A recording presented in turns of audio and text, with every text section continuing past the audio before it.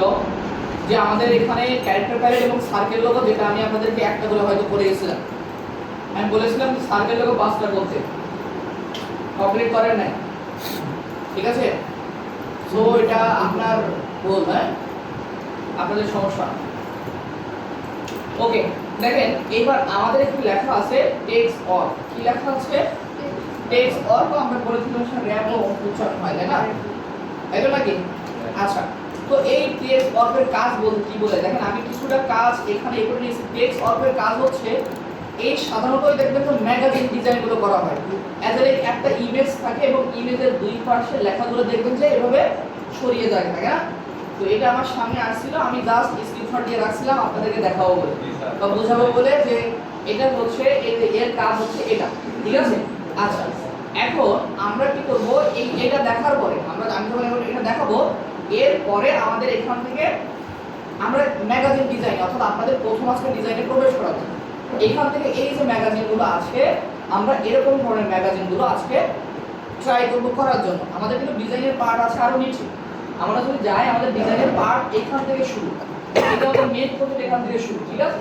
আমরা এতদিন যা কিছু শিখতেছি এই প্রজেক্ট করার জন্য, ঠিক আছে? বাট আজকে আপনাদের প্রথমে কি করব, এই যে এখানে প্রবেশ করাবো এরকম, এগুলো তো এআই দিয়ে বানানো। আচ্ছা আচ্ছা, এই ধরনের ম্যাগাজিনগুলো আজকে আপনাদেরকে করাবো, অর্থাৎ আপনাদেরকে করতে দিব যে কে কেমন ধরনের ডিজাইন করে, ঠিক আছে? আচ্ছা, এখান থেকে দেখবেন এই ইমেজগুলো আমার আগের বার যে স্টুডেন্টরা করছে এইগুলো আমি আপনাদেরকে দেখাচ্ছি। এখান থেকে তাদের কনসেপ্টের ভিতরে আমি এখান থেকে মনে হয় 6টা ডিজাইন সিলেক্ট করছিলাম। হ্যাঁ, এখান থেকে 6টা ডিজাইন সিলেক্ট করছিলাম 50 জনের ভিতরে, যে তাদের এই 6 জনের কাজটা অনেক ভালো হয়েছে। বুঝতে পেরেছি? আচ্ছা, তো সো এখনই দিব আপনাদেরকে এই কাজটা করার জন্য। এখন টেক্সট অফ একটু কাজ দেখি আমরা, ওকে? আচ্ছা, চলে আসলাম ইলাস্ট্রেটরে, এখানে কাজ করতেছিলাম, প্রায় কমপ্লিট। ফাইল থেকে নিউ ফাইল,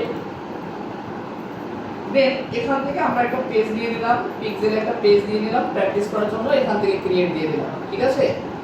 আচ্ছা, এখন আমি এখানে আগে রেডি করে নিয়েছি যে আপনাদেরকে এই যে দেখাবো, এই জন্য এআই দিয়ে কিছু ছবি এখানে করে নিয়েছি যে ওই আমাদের ছবি দিয়েই দেখাবো, ঠিক আছে? আমরা গুগল থেকে পিকচার কেন দেবো, তাই না? আচ্ছা, ওকে, এখন চলে গেলাম ইলাস্ট্রেটরে, এখান থেকে স্ট্রোক কালারটা অফ করে দিলাম। ধরেন এখান থেকে টাইপ টুলে চলে যাই, দেন এখানে এভাবে টান দিলাম, কিছু লেখা আমার সামনে এখানে চলে এসেছে, তাই না? আচ্ছা, এবার আমার একটা ইমেজ আমি এখানে রাখলাম, একটা পিএনজি ইমেজ, যে ইমেজের কোনো ব্যাকগ্রাউন্ড নাই, তাই না? যে ইমেজের ব্যাকগ্রাউন্ড থাকে না, সেটাকে কি বলে? পিএনজি ইমেজ বলে না?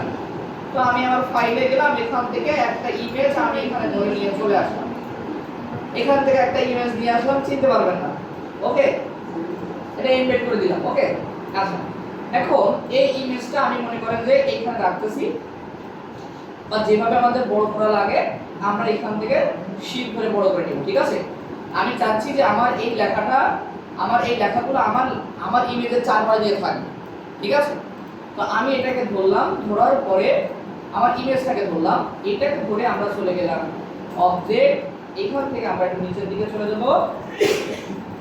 এই যে এখানে লেখা আছে টেক্সট অর, দেন এখানে আছে কি টেক্সট অর ভাষা, এখানে আছে টেক্সট অর অপশন, এখানে একটা ক্লিক করে দিলাম।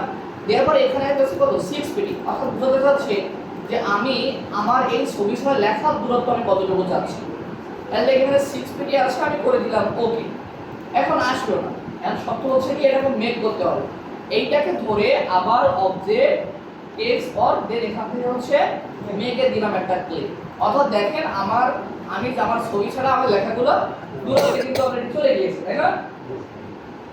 আর যদি আমি দূরত্বটা বাড়াতে চাই বা কমাতে চাই, এইটাকে ধরে object text or, then text or option, এখানে গেলাম, এখান থেকে 6 যদি আমি বাড়াতে চাই, এই যেভাবে বাড়াইলে সামনের দিকে বাড়বে, যদি কমাতে চাই এখান থেকে আমি আরো কমাতে পারি।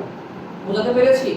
আচ্ছা, ধরেন এই যে একটা ইমেজ আমরা নিলাম, আমরা চাইলে এর পিছনে ব্যাকগ্রাউন্ড দিয়ে এটাকে কিন্তু আমরা সুন্দরভাবে একটা এই যে মডেলিং যে পোস্টারগুলো হয় এভাবেই তৈরি করতে পারি না? আচ্ছা, টেক্সট অর্থের আমরা আরেকটু কাজ দেখবো, এটা তো সবাই বুঝতে পেরেছেন? অর্থাৎ যে কোনো ছবি দিয়ে কিন্তু এটা কাজ করবে, ওকে? আচ্ছা, এবার ধরেন আমি একটু গুগলে চলে গেলাম, গুগলে যাওয়ার পর এখান থেকে একটা নিয়ে নিলাম, ধরেন আমি গুগলে গিয়ে লিখলাম হচ্ছে ফিশ ভেক্টর। কি লিখলাম? Fish vector. এখান থেকে চলে গেলাম, এখান থেকে একটু বড় করে নিই, এখান থেকে আমি একটা ফিশ নিব। দুপুরে খেয়েছেন না? তাহলে তো ভালো ফিশ। ধরেন আমি একটা ফিশ নিলাম, এই ফিশটা নিলাম, এইটাকে ধরে মাউসের রাইট সাইডে ক্লিক করে দিলাম কপি ইমেজ, ইলাস্ট্রেটরে আসলাম, পেস্ট করে দিলাম কন্ট্রোল ভি। ওকে, কারণ এখান থেকে টাইপ করে গেলাম, এখানে সিম্পল এটা ক্লিক করলাম, ফন্ট সাইজটা বড় করলাম, এখানে আমি লিখে দিলাম ফিশ। সিলেকশনে গেলাম, ক্যারেক্টার প্যালেটে গেলাম, এই ফন্টটা আমি চেঞ্জ করে দিলাম। দেন আমি চাচ্ছি আমার এই মাছটা নিয়ে আসলাম, এই মাছটা তো আছে রাস্তার অবস্থায়, আমি এটাকে ভেক্টর করে নিব।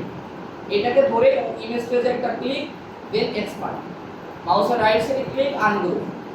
এই যে বাইরে যে সাদা অংশ আছে ডিলিট করে দিলাম, এই পার্টটাও ডিলিট করে দিলাম, এটাও ডিলিট করে দিলাম। এখন এই যে ফিশটার লেখার আমি চাচ্ছি যে আমার এই লেখাটা এই মাছের ভিতরে থাকবে, কিন্তু আমার মাছের শেপ হতে হবে একটা। লাইক এই সবগুলোকে আমি ধরলাম, এখান থেকে শেপ ভিতরে যাই, ধর এইভাবে আমি টান দিলাম, তাহলে মাছটা কি হয়েছে আমার একটা শেপে কনভার্ট হয়ে গেছে। আচ্ছা লাইক ধরেন আমার এখানে গেলাম, আমার লেখার যে ফন্টটা, এই ফন্টটা আমি চেঞ্জ করে এখানে একটু শিফট ধরে বড় করে দিয়েছি। এখন সত্য হচ্ছে যে মাছটা থাকবে উপরে এবং শেপটা থাকবে নিচে, এবং মাছটা একটু বড় হতে হবে, ওই শেপটা একটু বড় হতে হবে। লাইক এইটাকে ধরে আমরা চলে গেলাম মাউসের রাইট সাইডে ক্লিক, অ্যারেঞ্জ দিয়ে দিলাম সেন্ড টু ব্যাক। দেন এই দুইটাকে আমি একসাথে ধরলাম, ধরার পরে এখান থেকে চলে গেলাম অবজেক্ট, এখান থেকে একটা অপশন আছে ইনভলভ এন্ড ডিস্টর্ট, এখান থেকে আমি দিয়ে দিলাম মেক উইথ টপ অবজেক্ট, দিলাম একটা ক্লিক। অর্থাৎ আমার মাছের ভিতরে কি হচ্ছে, আমার ওই লেখাটা কিন্তু চলে এসেছে। বুঝাতে পেরেছি?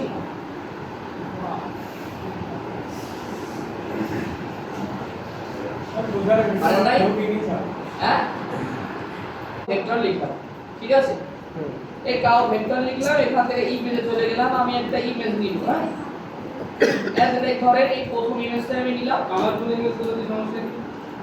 কালারফুল ইমেজ নিলে সেই সাদা কালোই হবে। এইটাকে ধরে মাউসের রাইট সাইডে ক্লিক, কপি ইমেজ দিলাম, ইলাস্ট্রেটরে এসে কন্ট্রোল ভি দিলাম, ঠিক আছে। ধরেন এইটা থাকলো, এইটা থাকার পরে মাউসের রাইট সাইডে ক্লিক করে দিয়ে দিলাম, এইটাকে ধরে ইমেজ পেজে দিলাম একটা ক্লিক, দেন এক্সপান্ড করলাম, মাউসের রাইট সাইডে ক্লিক, আনগ্রুপ করলাম, সাদা অংশটা ধরে ডিলিট করে দিলাম। এখন আমি এখানে টাইপে যাই, এখানে সিম্পলি ক্লিক করলাম, এর লিখলাম সি। এবার এটা সি থাকলো, আরে এবার অল্টার করে এর একটা কপি নিলাম, এখানে একটা কপি নিলাম। ধরেন এখানে আমি লিখে দিলাম ডাব্লিউ, লিখে দিলাম, আর এখানে লিখে দিলাম ও।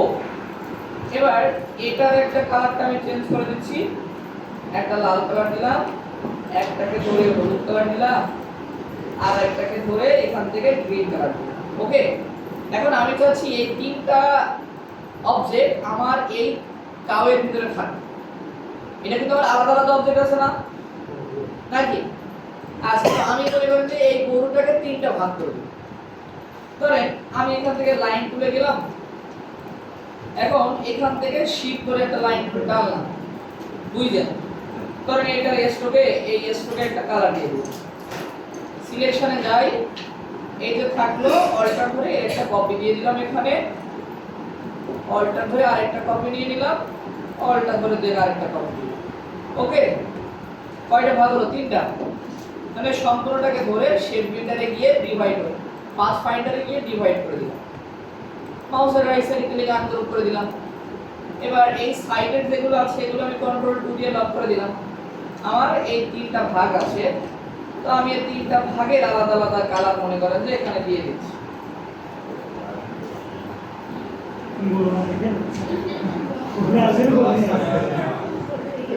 কথা আগে বলবো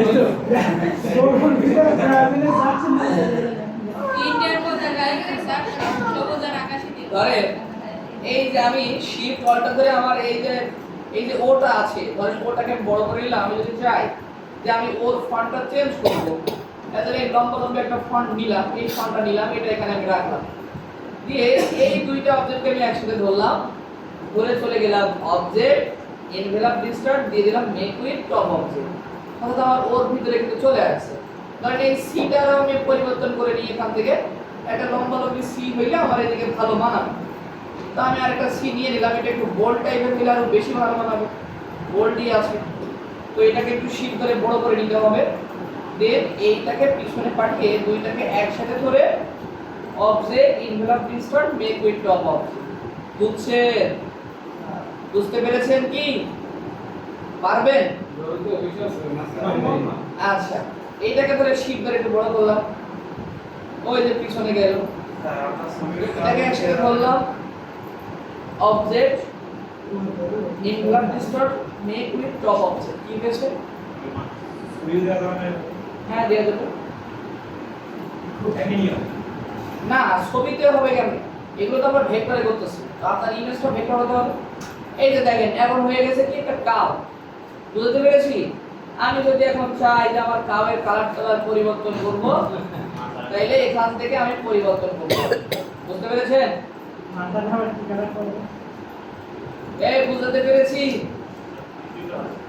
হ্যাঁ, এই যে গোল একটা কালার দিয়ে দিলাম পিঙ্ক।